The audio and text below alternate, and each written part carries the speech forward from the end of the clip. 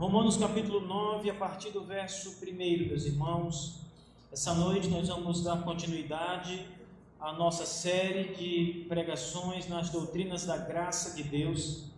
Nós estamos expondo a doutrina da eleição incondicional.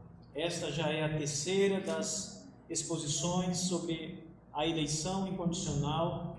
A doutrina que ensina que Deus soberanamente, sem méritos da nossa parte, sem coisa alguma que tenhamos feito para merecer tal favor, mas simplesmente por nos amar e pela sua determinação e graça, Ele escolheu alguns homens da humanidade, dentre toda a humanidade, para a salvação.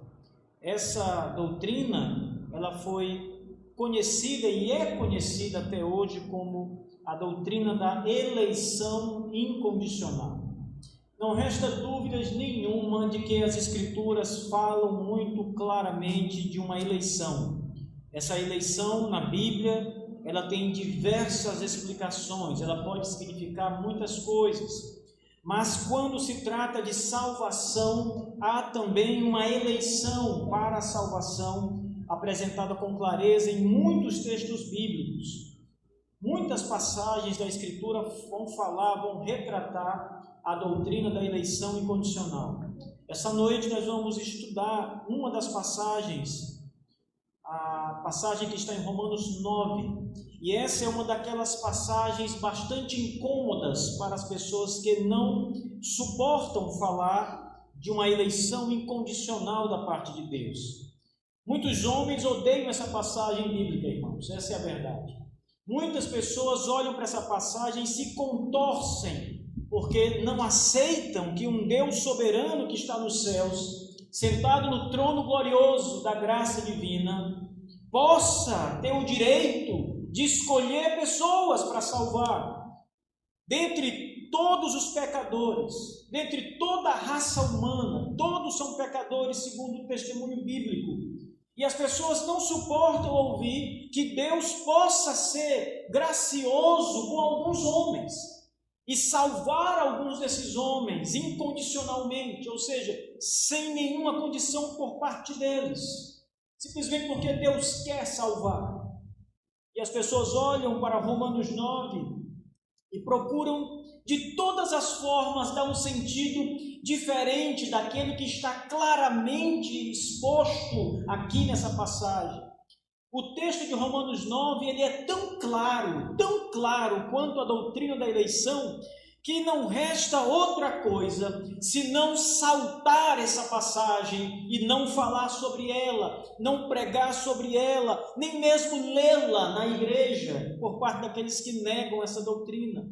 Ou então, distorcer a verdade que está aqui, dar significados totalmente contrários à clareza que o texto apresenta. Estas são algumas das formas que os homens encontram para tentar escapar desta doutrina bíblica, a doutrina da eleição incondicional. Mas vamos ver essa noite, meus irmãos, que não se pode fugir dessa realidade sem cometer um atentado contra a revelação de Deus, as Escrituras Sagradas. Romanos 9, a partir do verso 1. Eu vou estar me concentrando essa noite, meus irmãos, apenas em algumas poucas textos aqui da Escritura. Mas vamos ler a partir do verso 1, para que os irmãos possam entender o contexto dessa passagem.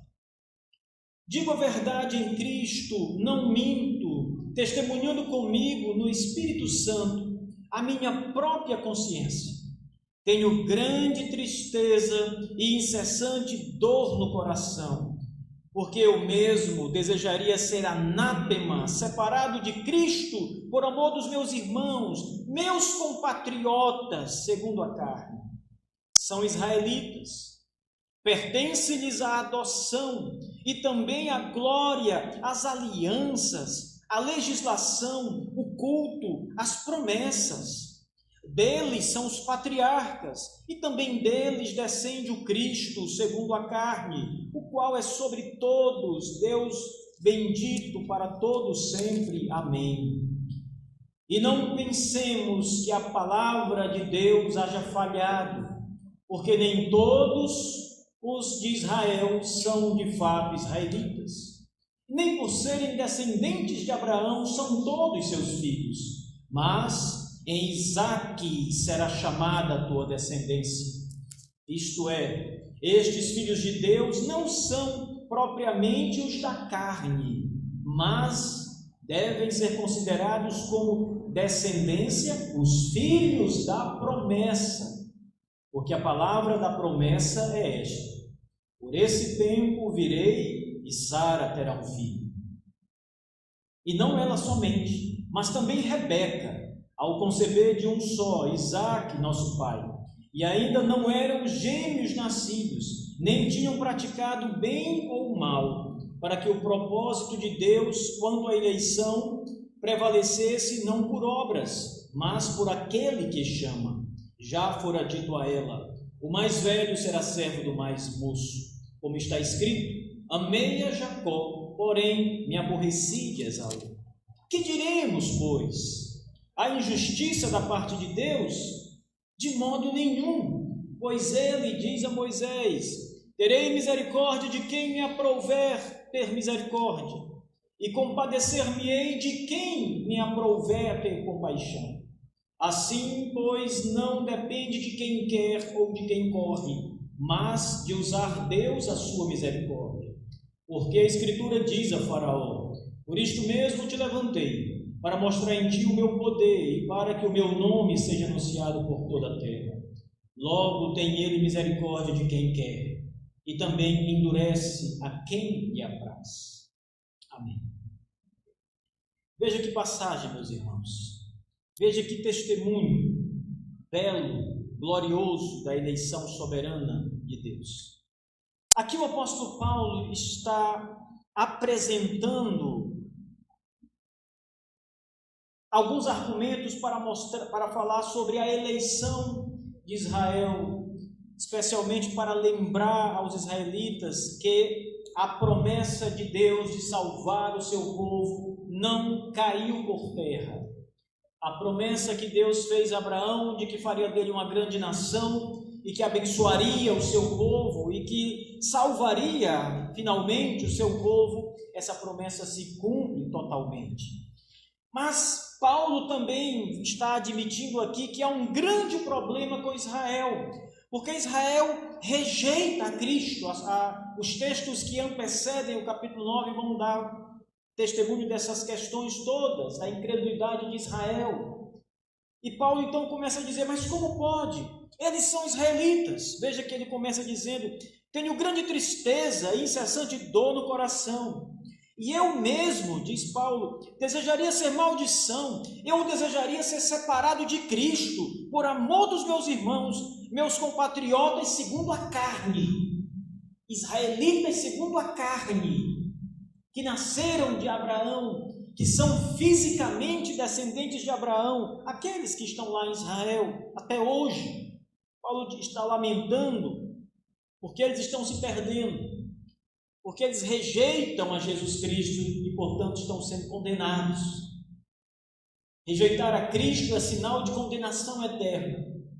Todo homem ou mulher que rejeita o Senhor Jesus será condenado ao inferno eternamente.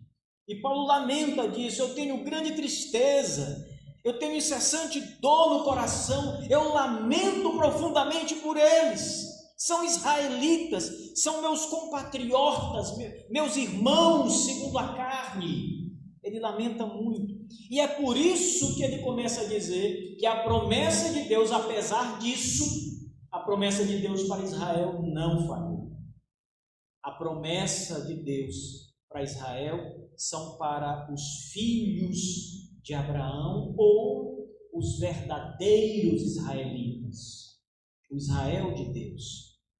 Então ele começa a dizer, a partir do versículo 6, não pensemos que a palavra de Deus haja falhado, porque nem todos de Israel, veja, nem todos de Israel são de fato israelitas, e nem por serem descendência física.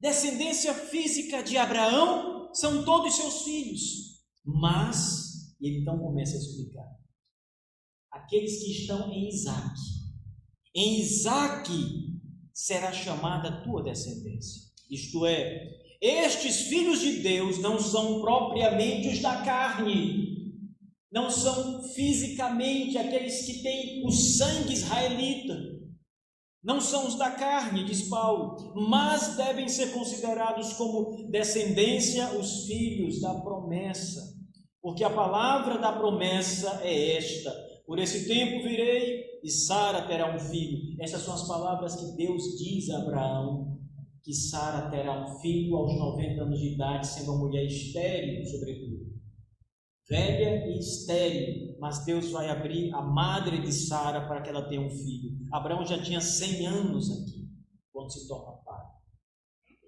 100 anos. Esse é o filho da promessa. Abraão, Isaque, os filhos de Isaque, Jacó, os filhos de Jacó, os 12 filhos de Jacó.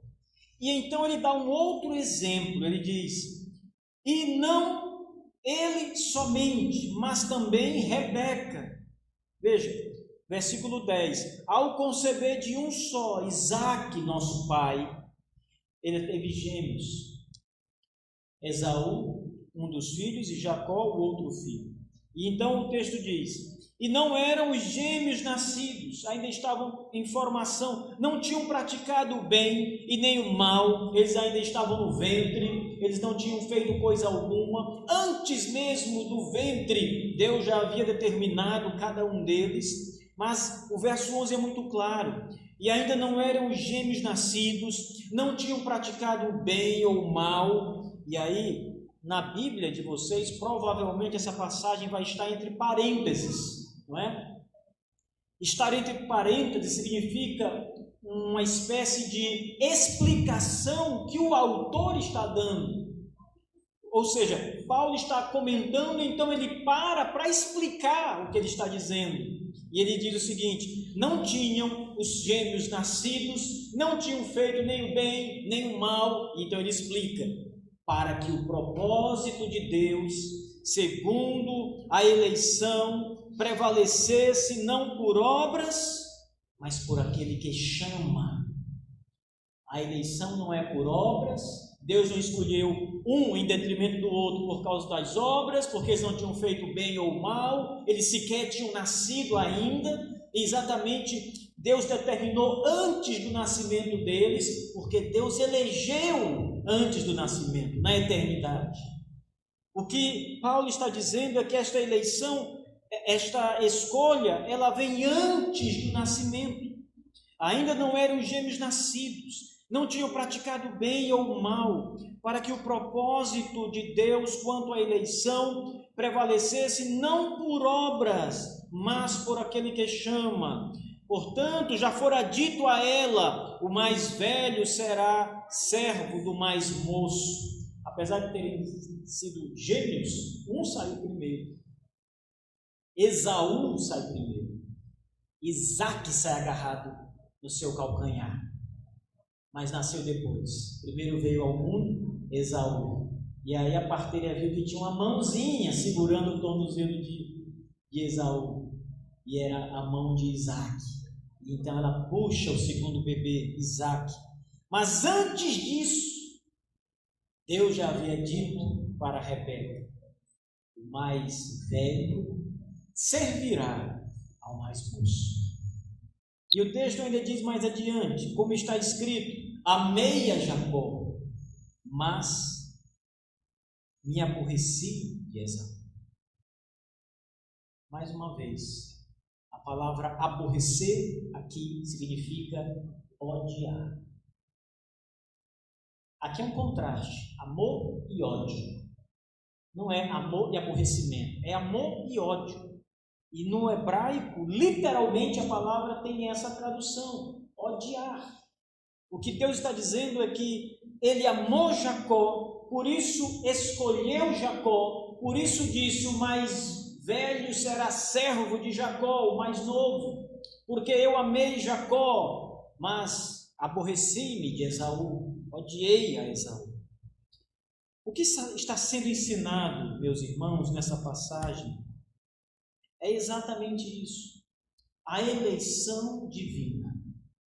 Como o versículo 13, o versículo 11 apresenta de maneira muito clara, para que o propósito de Deus quanto à eleição prevalecesse, para que a eleição de Deus na eternidade prevalecesse, ou seja, a escolha de Deus por Jacó não se deu por nada de Jacó, não porque Jacó seria um bom homem, seria um homem louvável, seria um servo de Deus. Não, veja, a eleição não é por isso. Deus está dizendo que eles não tinham feito nada, eles não tinham praticado nem o bem nem o mal, eles não tinham sequer nascidos, não eram gêmeos nascidos, quando Deus diz isso para Rebeca. É o propósito de Deus da eleição que determina tudo. Agora, quando nós olhamos para o livro de Gênesis e vamos começar a ver a vida de Jacó e a vida de Esaú, nós vamos ver que entre Jacó e Esaú, Isaque amava mais Esaú. Esaú era o filho querido de Isaque, porque Esaú era um caçador, era um homem selvagem, um homem do campo, um homem que saía para caçar e era um orgulho para o seu pai. Isaque era aquele que andava sempre debaixo da saia da mãe, estava sempre ali com a mãe, e a mãe sempre dando um jeitinho de prevalecer as coisas para Isaque, facilitar a vida de Isaque, a vida de Jacó, perdão. E era assim a vida dos dois irmãos.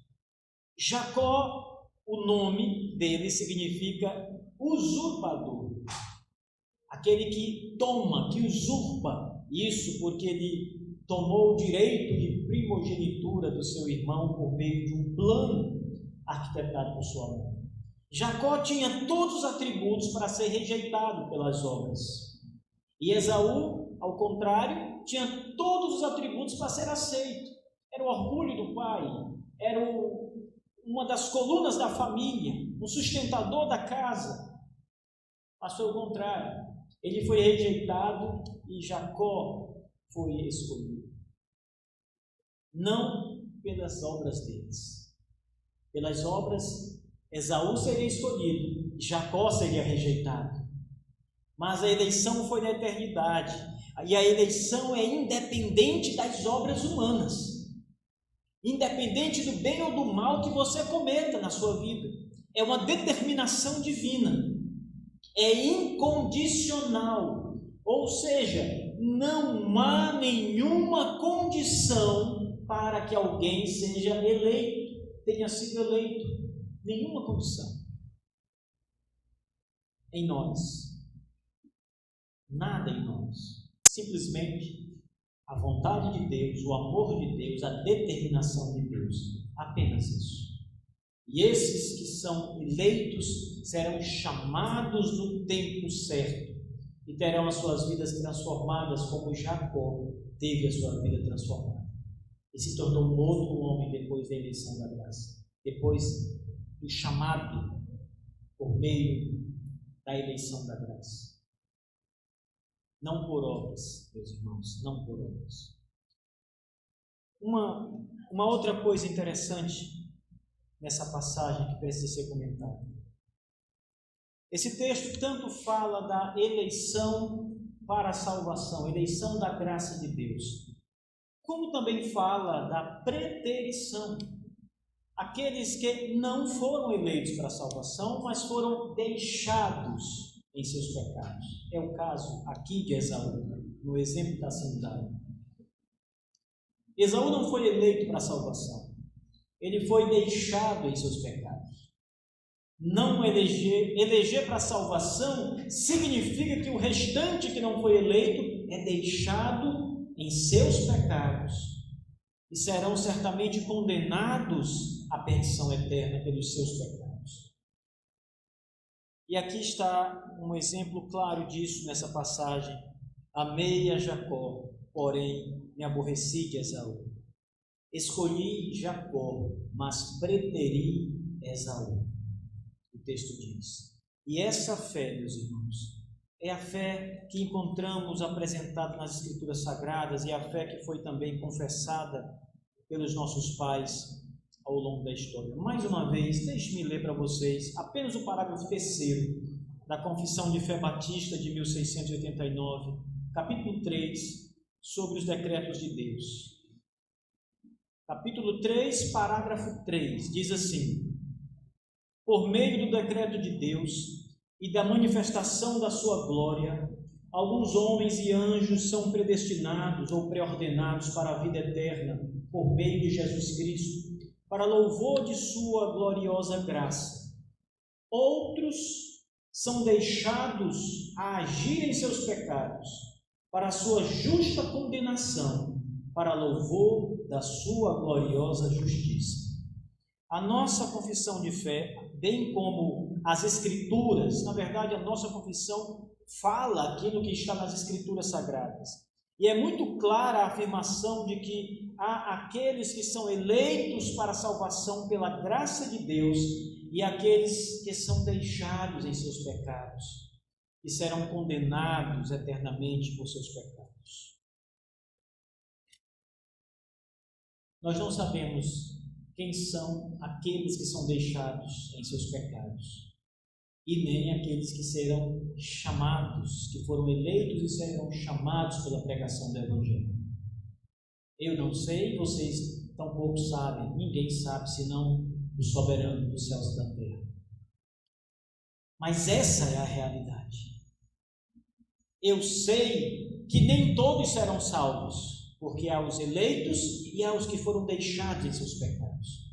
E o mundo vem demonstrando essa realidade.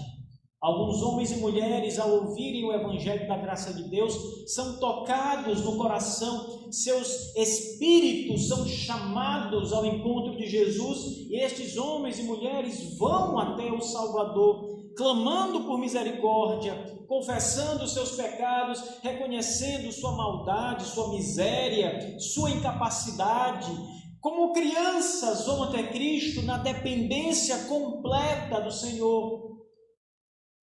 Enquanto que outros, ao ouvirem a mesma mensagem do Evangelho, rejeitam ainda mais a oferta da salvação. Rejeitam a Jesus Cristo, sua obra, a cruz do Calvário, não temem Satanás, o inferno, nem tampouco temem a Deus, o Senhor de toda a glória. Não estão preocupados com o destino final de suas almas, sequer acreditam no testemunho da Sagrada Palavra. Estes serão deixados em seus pecados. Dia após dia acumulam pecados sobre si, e o cálice deles está enchendo. Cada dia mais o cálice dos seus pecados enche, ao ponto que irá transbordar a qualquer momento. E a ira de Deus descerá sobre eles. Nós precisamos pregar o Evangelho, irmãos, porque aqueles que Deus elegeu para a salvação serão chamados por meio da pregação de Cristo. A eleição, a doutrina da eleição é um grande estimulador da evangelização. Porque quando nós passamos a entender isso, nós passamos a entender que existem homens que serão salvos. Não há o menor perigo do mundo inteiro rejeitar a Jesus, irmãos. Alguns vão ouvir o Evangelho e vão crer, porque Deus tem eleitos em toda parte, eleitos de Deus. Mas a única maneira destes homens virem até Jesus é pela pregação do Evangelho de Cristo. E é por isso que nós temos estímulo para pregar este Evangelho às pessoas, chamar as pessoas com sinceridade a virem a Cristo, estimulá-las, fazer o que tiver que ser feito para que elas venham ao Senhor, para que elas creiam no Senhor. Paulo, quando esteve diante do procônsul Sérgio Paulo, ele se esforçou, ele tentou persuadir de todas as maneiras aquele homem a crer em Jesus, de modo que ele diz: Paulo, por pouco tu não me persuades a me tornar um cristão como tu. Paulo fez de tudo o que estava ao seu alcance. Assim devemos ser nós.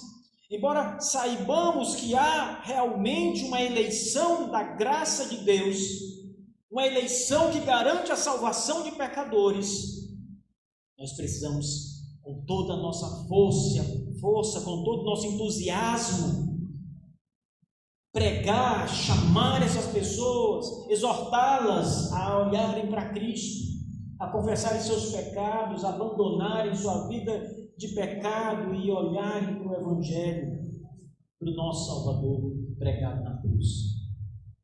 Nós precisamos falar dessas coisas, irmãos.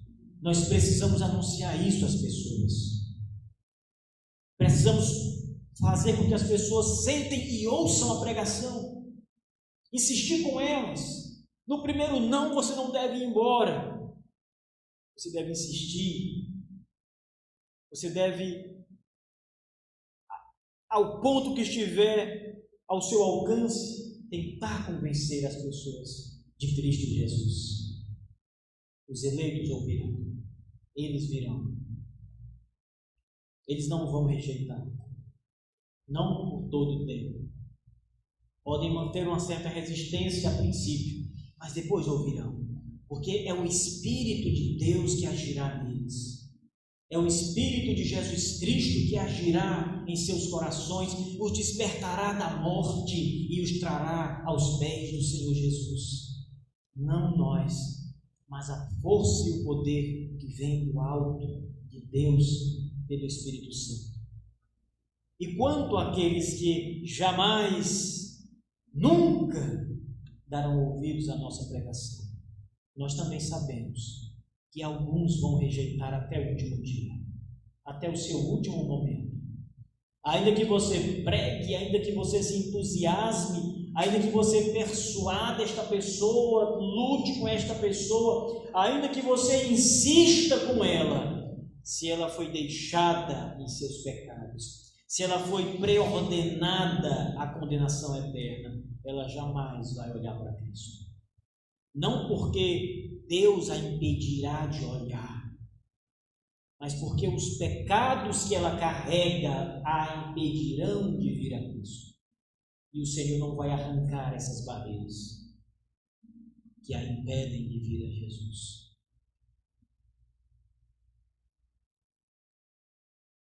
Por isso Paulo diz: a promessa de Deus para Israel não falhou. O verdadeiro israelita ouvirá a voz do Senhor quando a mensagem for pregada. A eleição da graça os alcançará. Eles serão chamados um por um. Mas lembre, Israel não é aquele segundo a carne. É o Israel de Deus, o Israel espiritual.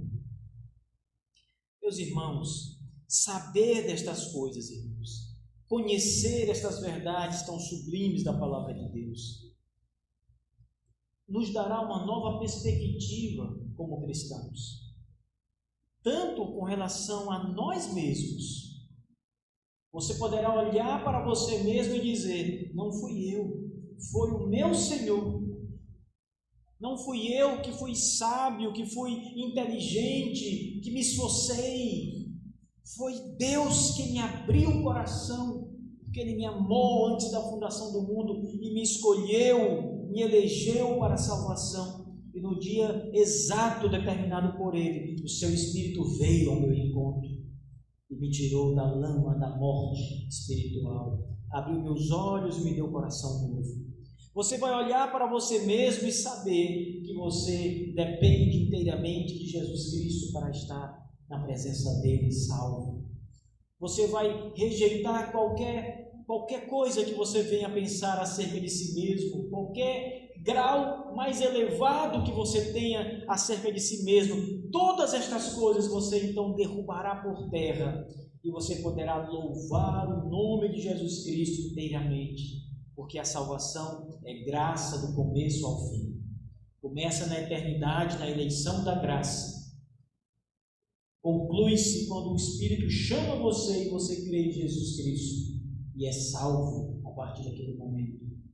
E não há mais condenação sobre a sua vida. Mas essa perspectiva não muda só em relação a você mesmo. Ela muda também em relação às outras pessoas. Porque você vai passar a entender que se Deus não agir, Você mesmo não pode fazer nada pelas pessoas.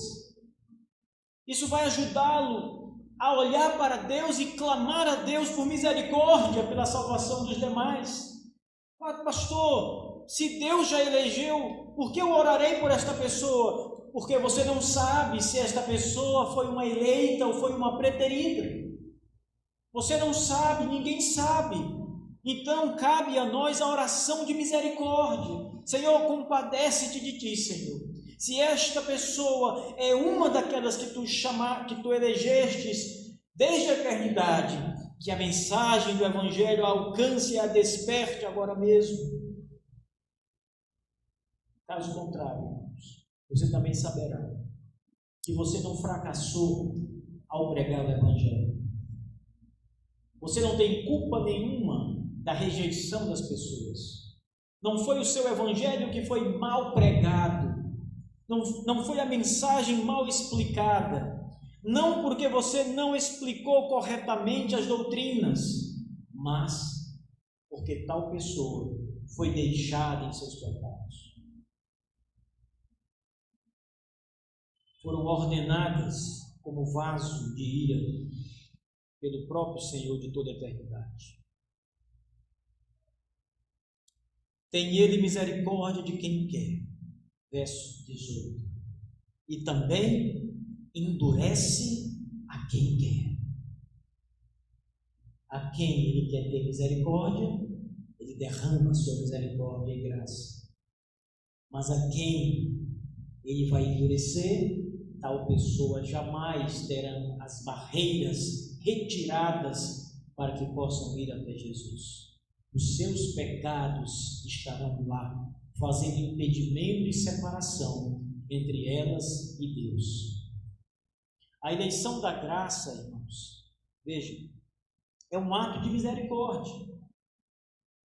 Quando Deus olhou para a raça humana inteira, toda a humanidade, desde Adão até o último homem que ainda vai nascer, todos ali diante da mente do Criador, e Ele então vê toda a humanidade caída em pecados. Ele escolhe alguns desta massa caída para a salvação. E este é um ato de misericórdia. Aqueles que Ele escolheu salvar não mereciam salvação, irmãos. Precisa entender que os eleitos não merecem outra coisa senão a condenação eterna. Eles são eleitos por pura misericórdia e graça, como diz a Bíblia. Eles são iguais aos demais. Deus não está dando a eles o que eles merecem. Deus está sendo gracioso com eles, demonstrando graça e misericórdia e bondade e amor para com estes. Por isso, o verso 18 diz: Ele tem misericórdia de quem quer. Ele não é obrigado a ter misericórdia de todos os homens. As pessoas às vezes acreditam que Deus poderia ter perdoado todo mundo se quisesse. Claro, certamente, se Ele quisesse, Ele poderia ter perdoado todo mundo. Mas Ele não quis. Porque Ele tem misericórdia de quem Ele quer. Ele poderia ter deixado todos os homens em seus pecados. Ele poderia não ter tido misericórdia com ninguém. Mas aprove a Deus ser gracioso, mostrar o que é graça para alguns da humanidade. Logo, tem Ele misericórdia de quem quer e endurece a quem Ele quer. Tudo é graça de Deus, tudo é soberania. Tudo é soberania. Deixar alguns homens em seus pecados não torna Deus mau, não torna Deus injusto. Injusto por quê? Mau por quê? Porque Deus seria um Deus mau por condenar pecadores ao inferno. Que maldade há nisso? Não, maldade nenhuma. É o que merece todo pecador ser condenado. É a justiça de Deus sendo aplicada. Que injustiça há da parte de Deus em salvar alguns e deixar outros em seus pecados. Nenhuma injustiça. A injustiça seria, irmãos, se Deus mandasse ao inferno pessoas que não mereciam ir para o inferno. Aí Deus seria injusto. Mas todos merecem a condenação. Todos são pecadores, segundo as Escrituras. Não há um justo nenhum sequer, é o testemunho da Bíblia. Então não há injustiça em Deus. Condenar e deixar homens em seus pecados não torna Deus injusto e nem torna Deus mau. Salvar alguns também não torna Deus injusto, torna Deus gracioso para com quem Ele quer ser gracioso. Todas estas apresentações sobre Deus e a doutrina da eleição, queridos irmãos, mostram uma verdade consoante nas Escrituras. Deus é soberano. Ele é soberano em todas as coisas. Em tudo, Deus é soberano. Ele é soberano nos céus e na terra. Ele é o Criador, o sustentador e o governador dos céus e da terra. Todos os seres que Ele criou estão sob sua mão. Vocês viram o Salmo 104? Ele sustenta, Ele dá alimento. Se Ele abre sua mão, todos comem. Se Ele fecha sua mão, todos morrem. Se Ele estira a respiração, voltam para o pó. Deus é soberano, Deus governa tudo, controla todas as coisas. Mas também o homem está debaixo da soberania divina. Deus também é soberano sobre a humanidade, sobre a salvação. Jonas, o profeta, diz: a salvação pertence ao Senhor. Os ninivitas foram salvos naquela ocasião com uma mensagem de condenação. Através daquela mensagem de condenação, Deus despertou o coração de toda uma nação. Os ninivitas creram em Deus, diz a Bíblia, e foram salvos. No dia do juízo, aqueles ninivitas salvos se levantarão junto com os demais santos e condenarão a geração perversa dos seus dias, nos dias de Cristo. Tudo pertence à esfera da soberania divina. Ele é o Senhor. Ele é o governador. Nós somos retratados na Bíblia como vasos nas mãos do oleiro que é Deus. Ele nos fez, somos vasos em suas mãos.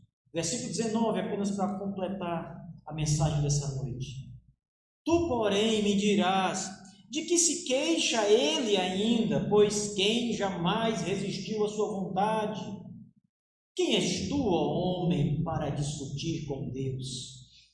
Paulo está dando uma resposta àqueles homens que estavam questionando o direito de Deus ser Deus, o direito à eleição, o direito à reprovação, o direito soberano que Deus tem.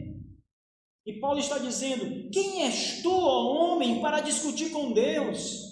Porventura pode o objeto perguntar a quem o fez: por que me fizeste assim?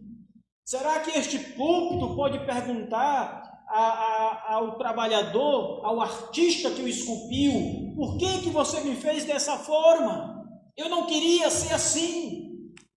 O objeto não pode questionar o artista, o artífice. E é o que Paulo está dizendo. Porventura pode o objeto perguntar a quem o fez: por que me fizeste assim? Ou não tem o oleiro o direito sobre a massa, para do mesmo barro fazer um vaso para honra e outro para desonra? Tem o direito, sim. O mesmo vaso humano, Deus fez Esaú e Jacó. Um para honra, outro para desonra eterna. Deus tem o direito sobre a massa. Ele é o Criador da massa, e é Ele que dá forma à massa, que cria, dá vida à massa. Ele tem direito, porque é Deus.